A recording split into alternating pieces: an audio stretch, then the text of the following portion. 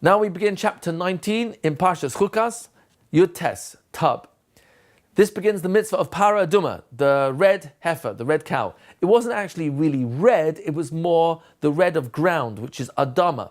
So it's really dark brown, it's got kind of reddish in it, but it's not red as you and I typically see red.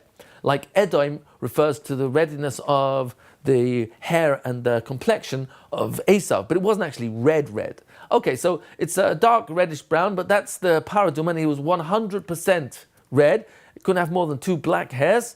No one was ever allowed to work it or sit on it. So all the dinim, the laws of the Parah Adumah, the red heifer, are in chapter Tub. Continues the next picture in chapter 19. You see that a person who becomes tameh by touching or having contact with a dead body, the only way he can become tahor is through the ashes of the Parah Adumah. And then in the third picture depicts him having to go to the mikveh as well. So that's the purification process, which is also mentioned in 19. How we're going to remember this is in Tub? That's fairly easy, because a tub is similar to a mikveh in the sense that it's a kli of water, even though a mikveh is not a keli. But the concept is very similar. So I imagine a Parah Adumah inside a tub, and I see someone supposedly tamei meis jumping in the tub with the Parah Adumah. So you see a Parah Adumah with someone who's tamei meis inside the tub. Got that? Okay, up to 20. So welcome to Perek Chaf of Parshas Chukas. In Perek Chaf, chapter 20, we have in the picture Moshe Rabbeinu hitting the rock. He's hitting the rock after Hashem told him to speak to the rock. But instead he hit the rock, and in doing so lost the chance to enter Eretz Yisrael. Water did come out of the rock, and it spurted out and killed all the people who were complaining against Moshe Rabbeinu for water. But nevertheless, water did come out. And the second part to chapter 20 is the demise, the death of Miriam, and then later on Aaron HaKohen, both in the same chapter. So how will we remember? This is in chapter 20. So you may recall that sometimes people were buried not in the ground in the regular sense, but actually in catacombs, which means in the walls of a rock. So I imagine this rock to be in the shape of a nose 20, N is 2, S is 0, so nose is 20. I imagine this rock in the shape of a nose, and I see 2 holes in the rock, and one goes in the coffin of Aaron HaKohen, the other one of Miriam, and then I also see water spurting out. So that's my way of remembering 20 knows, oh, the rock spurted out water, and Miriam and Aaron HaKohen died in chapter 20. So chapter 21, not in Parshas Chukas. In the picture you'll see Klal Yisrael, unfortunately complaining again, this time ein lechem ve'ein mayim. We've got no bread, no water. Response, Hashem sends deadly snakes to attack Klal Yisrael. Thousands of Jews are dying, and Moshe Rabbeinu is told by HaKadosh Baruch Hu, if you want to save them, this is what you've got to do.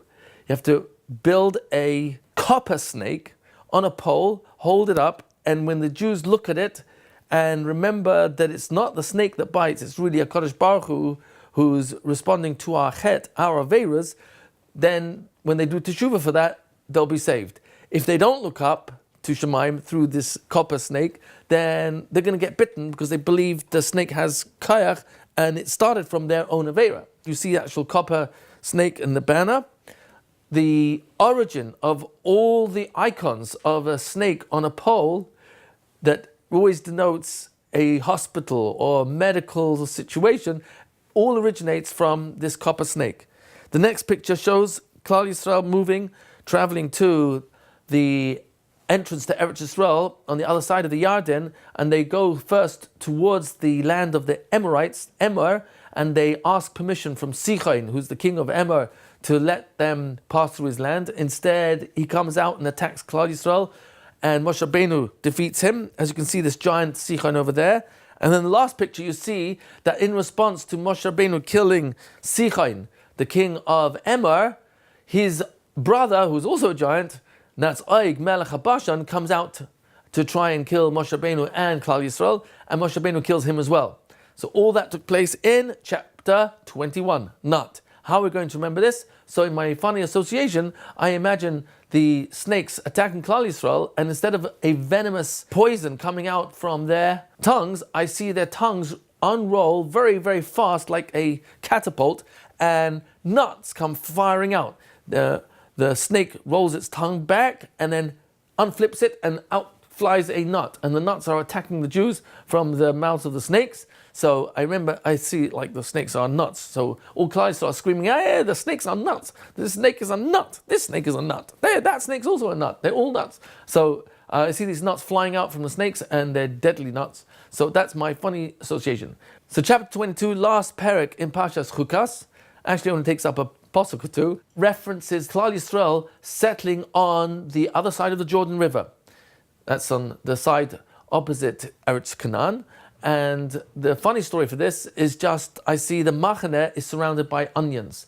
I see onions coming down the river Yarden, and Klal Yisrael fishing out onions because they're simply camped there on the Jordan River opposite Jericho, and that's where they remain for the rest of Bamidbar and Devarim.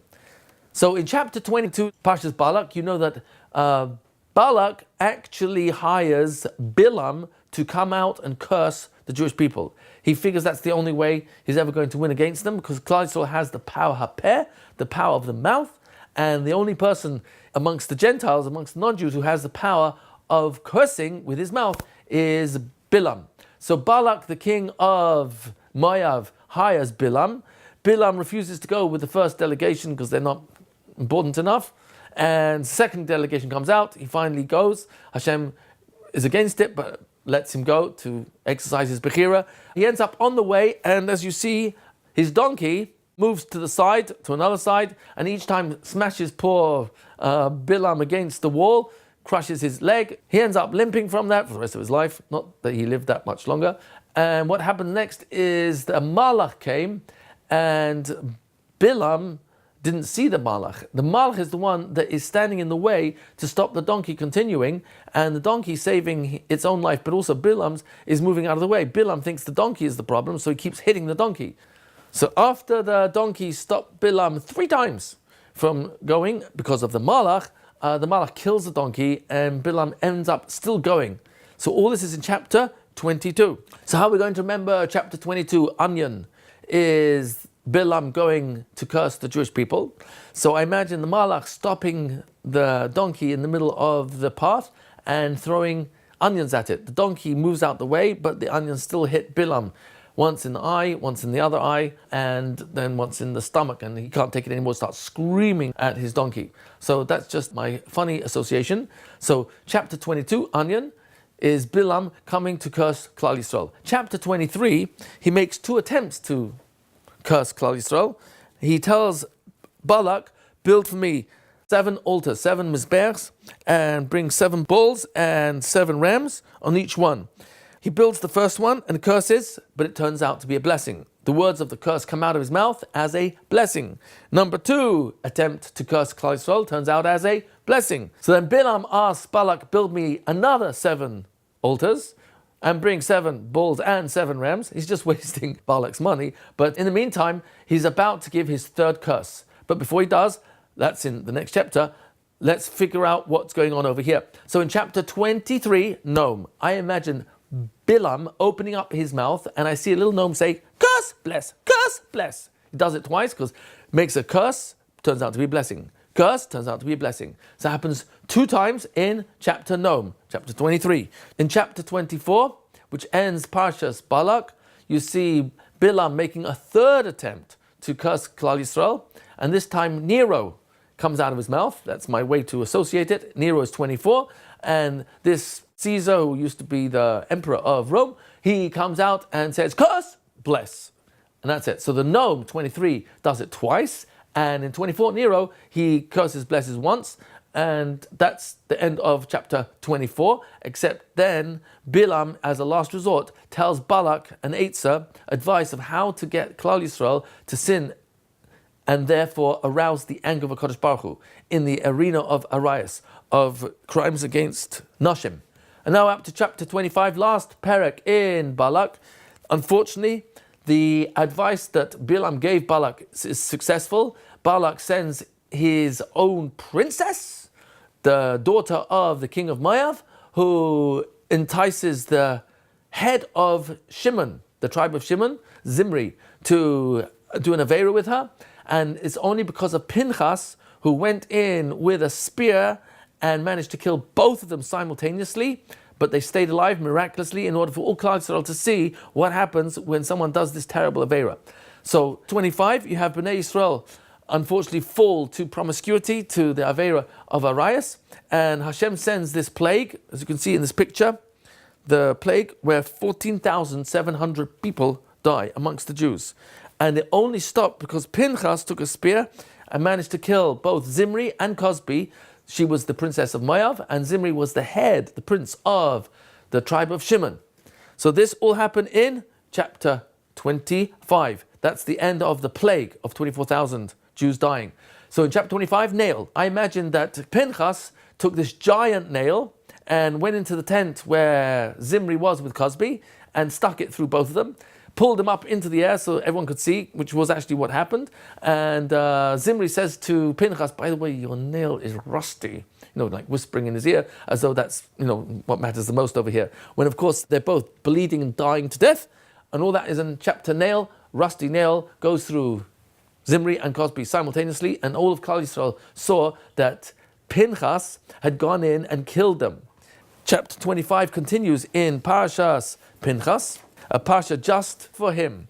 So here you see a Brit Shalom under Pinchas. Pinchas later on became Eliyahu Navi, but Pinchas is such a hero, he saves all of Klal Yisrael, because nothing angers HaKadosh Baruch Hu more than, ingratitude and Arias, because that shows we're out of control. And Hashem wants us to be in control. Kedoshim Tiyu, He wants us to be in control of our lives, and especially in control of this particular urge against Taivas Nashim. So in chapter 25, Pinchas saves Bnei Yisrael, and he is given a Brit Shalom.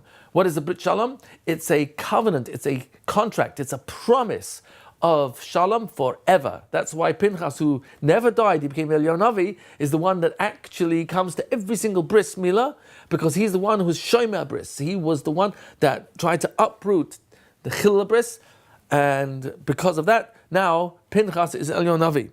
So in chapter 25, Hashem awards Pinchas with eternal contract of Shalom, of peace. And how are you going to remember that in nail? So I just imagine that Pinchas carries around a nail which has engraved on it Brit Shalom.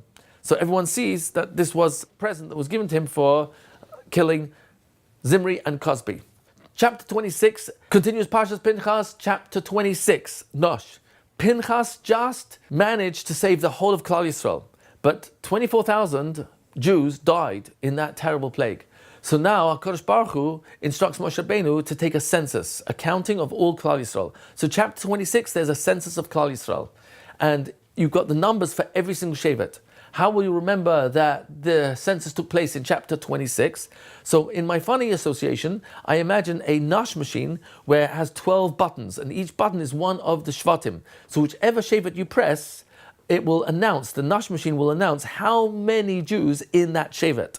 So you've got a Nash machine, and it's a very special Nash machine. You press the Nash machine, you press the buttons on the outside, and maybe even Nash comes out as according to the number of Jews in that Shevet. So if you've got, for example, 43,730 Jews in Shevet Reuven, then you get 43,730 Nashes from the Nash machine. It's a very, very well-stocked Nash machine.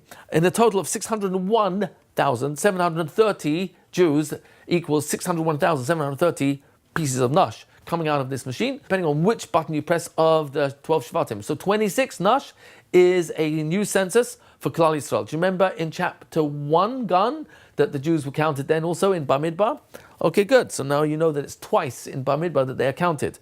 Number 27, chapter 27, also Parshas Pinchas, the daughters of Tzalafchad come to Moshe Rabbeinu and they say, our father died in the Midbar, we have no brothers and no father and no one for us to inherit the land in Eretz Yisrael. And we don't want to lose out on, because of our love for Eretz Yisrael, we don't want to lose out on getting a nachla, getting an inheritance. So Moshe Rabbeinu, in this Perek Chav Zayin, actually gives the laws of nachla.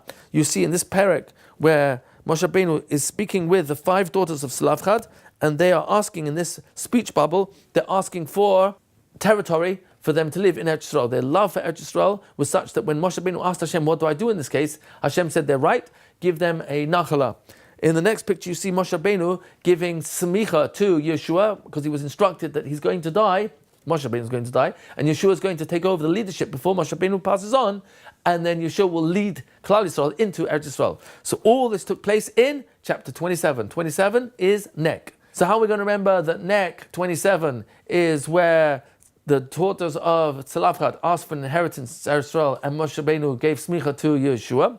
So in my funny association, you can make up your own, but this is just mine. In my funny association, I imagine this giant neck sticking out of the tent of Moshe Rabbeinu, and I see the 5 daughters of Tzalafchad, 1, 2, 3, 4, 5, being fired out like a cannon and landing in Eretz Yisrael. And each one has their own territory there. So I see them like being catapulted out of the neck and landing in Eretz Yisrael.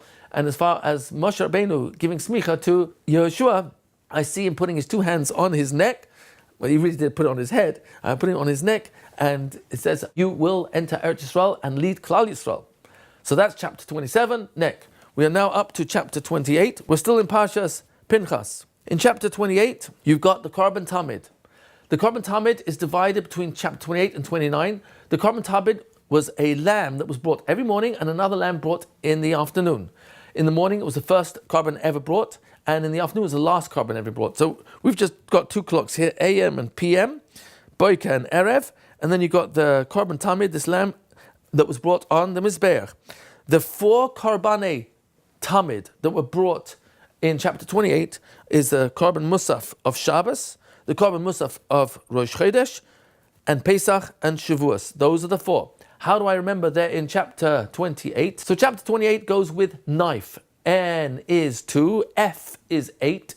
So even though a knife is spelt with a K, this is a phonetic memory system, which means you only go with what you can hear. It's phonetic.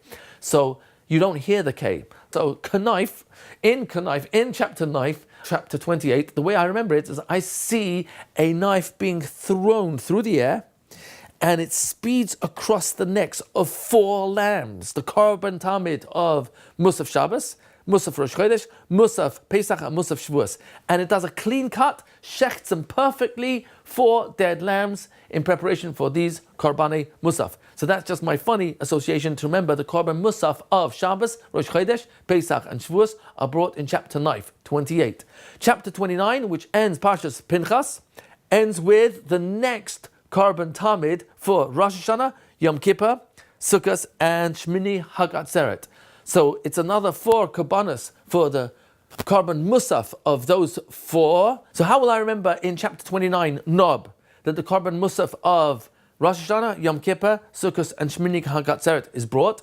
So in my funny association, I imagine a Nob, K-Nob, spelt with a K, right? But you don't hear the K, so you only pronounce the N and the B. So the N and the B, Nob, is 29. N is 2, B is 9. So 29, I imagine a knob, like a doorknob, but this has a really very sharp edge along the knob that when it's thrown through the air, like the knife in chapter 28, it's spinning in the air and it cuts right through the 4 necks of the Korban Musaf for Rosh Hashanah, Yom Kippur, Sukkot, and Shmini Chag Atzeret.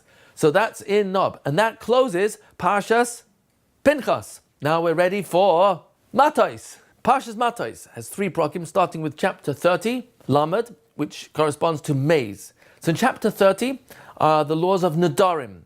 You see in the picture, you've got 4 ladies. One is a young girl, one is an Isha, she's married, one is an Almana, she's a widow, and then you've got a Gerusha, a divorcee. The halachas are slightly different for each one as to when they make a neder, a promise, and who's going to be mefer, who's going to annul or cancel their promise, the father or the husband. So all the laws of Nedarim are really based in this perek, chapter Maize. Maize is 30, M is 3, Z or Z is 0, and A and E in the word maize fall out, and therefore you're left with 30. How will I remember it's in chapter 30? So in chapter Maize, I see these 4 ladies inside a maze, completely lost. They've been in there for days, weeks, and they make a neder, they'll never get out of here. Like they're saying it facetiously. Or if you prefer, you say, bli neder, I'll never get out of here. Either way, you want the word neder with the 4 women inside the maze. You've got a gerusha, a divorcee, and an almana, someone who's a widow, Rahman Aslan, and you've got a young child and also a married lady. They're all inside this maze, and they had lost. They'd been there for years and years and years, and they made a neder, they'll never get out of here. Okay, so that's in chapter Maze. In chapter 31, Mat, Midian attacks Klal Yisrael. 5 kings at the behest of Bilaam. Yeah, he comes back into the story again, but this is the last time you hear about him because he's going to get killed. In chapter 31, Mat, M is 3, T is 1. In chapter 31, 5 Midianite kings attack Klal Yisrael. Moshe Rabbeinu beats them. You can see the picture here. The Klal Yisrael are fighting against the Midianites. Midianites are getting killed over here. And you see people flying. Yes, that's right.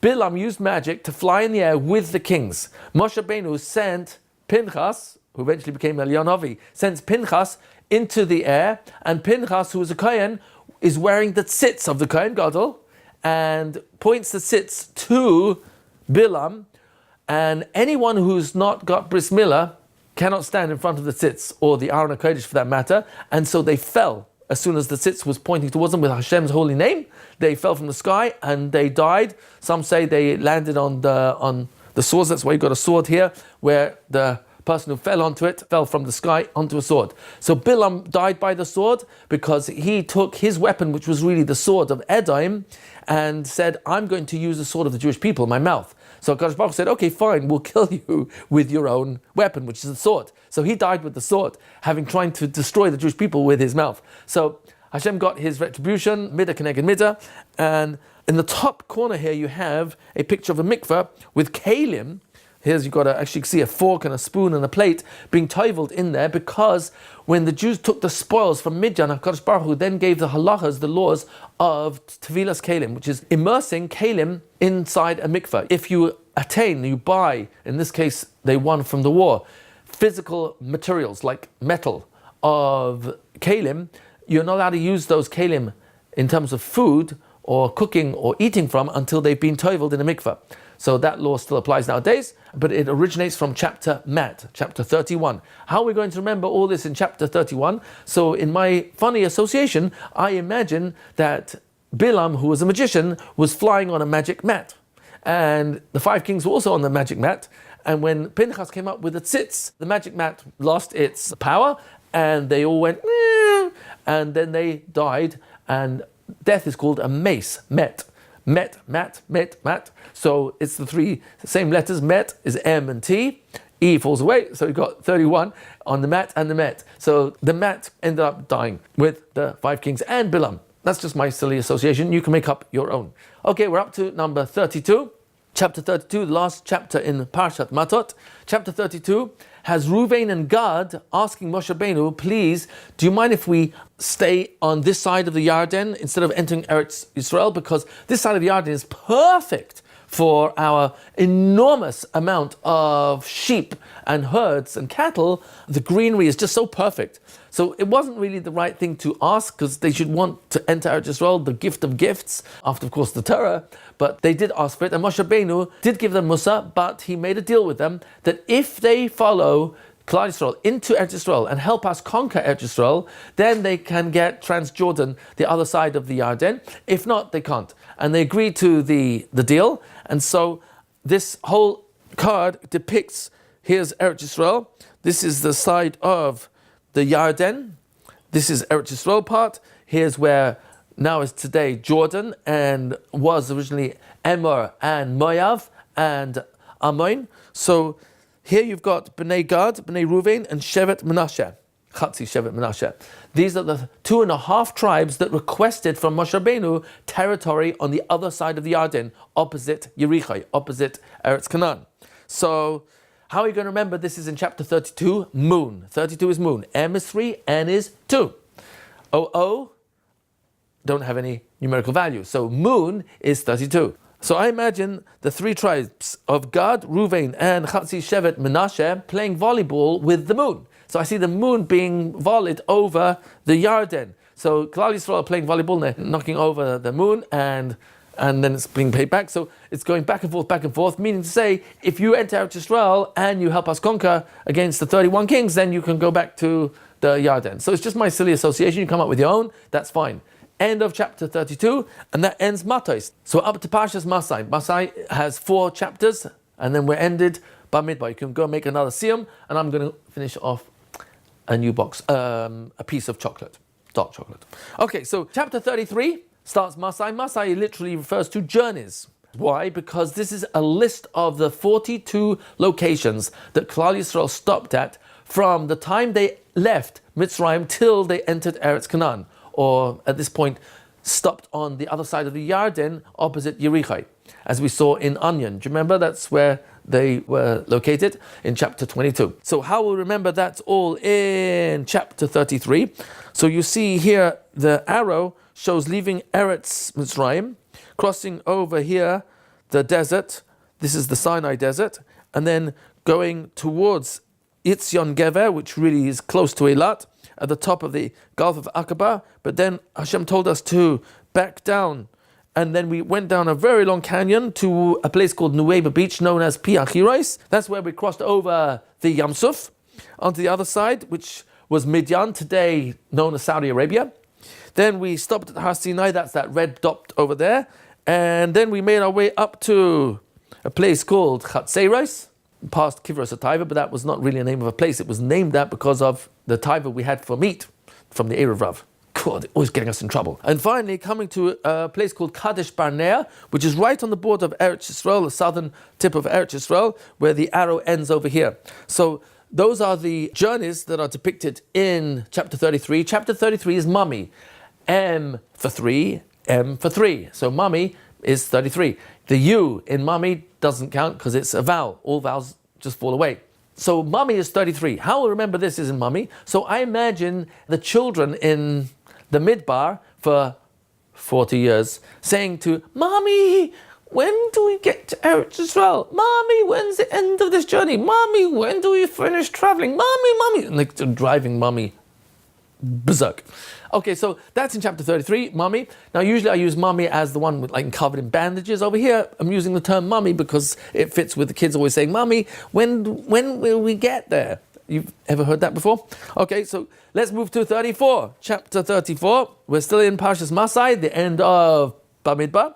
Chapter 34, you've got all the borders of Eretz Yisrael are clearly described. So here's a geographical description of the names of the territories and their boundaries, and the names of the tribal leaders that inherit Eretz Yisrael. So you've got here, in this picture, you can actually see the full borders, and also the names of the tribes and where they are.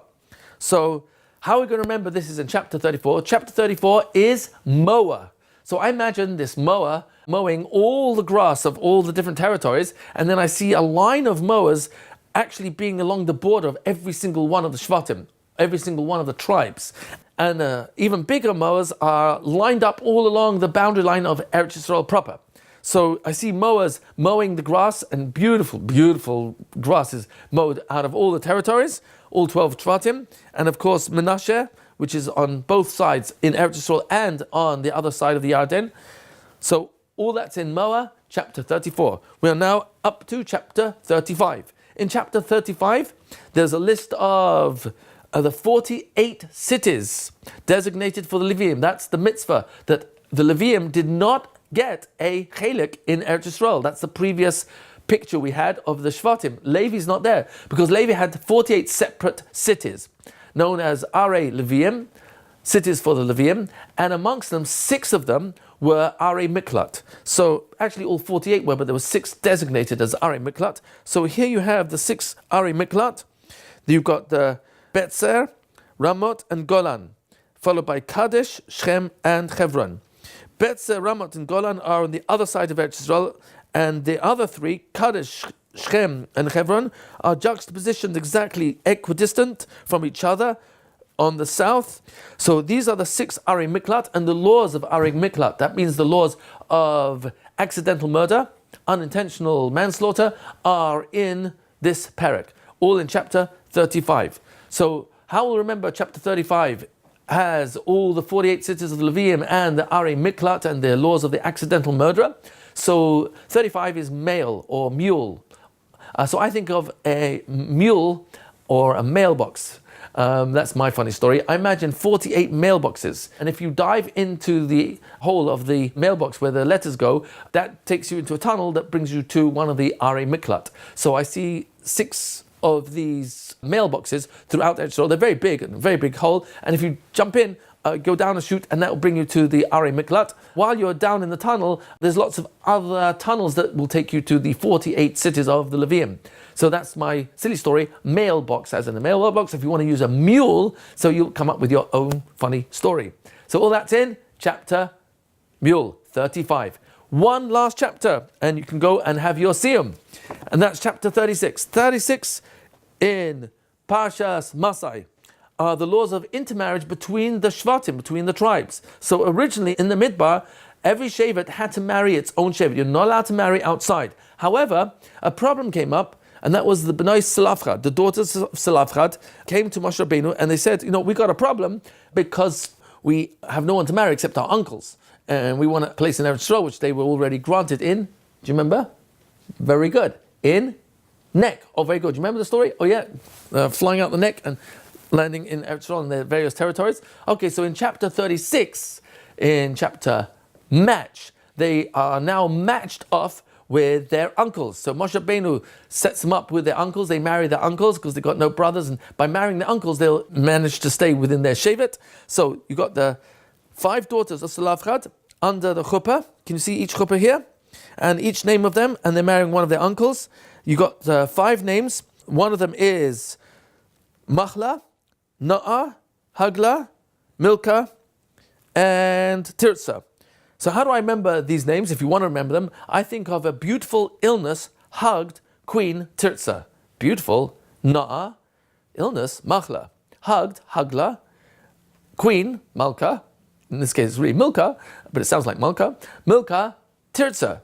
Oh, a beautiful illness, hugged Queen Tirzah. So that's my way of just remembering the 5 daughters of Tzalafchad, and it's in chapter 36. How do you remember it's in chapter 36? Match, because I imagine every single one of these 5 chuppahs was held up by these giant matches, and the Chassan said, with this match, I make us a holy match. This is a holy match, matched by Moshe Rabbeinu, and the matches are holding up the chuppahs of these 5 daughters of Tzalafchad. Who were they? Beautiful illness, Na'ah, Machla, hugged, Hagla, Queen Tirzah. Oh, Milcah, Tirzah. Very good. You remembered it well. Congratulations, you finished Bamidbar. Enjoy your siyum.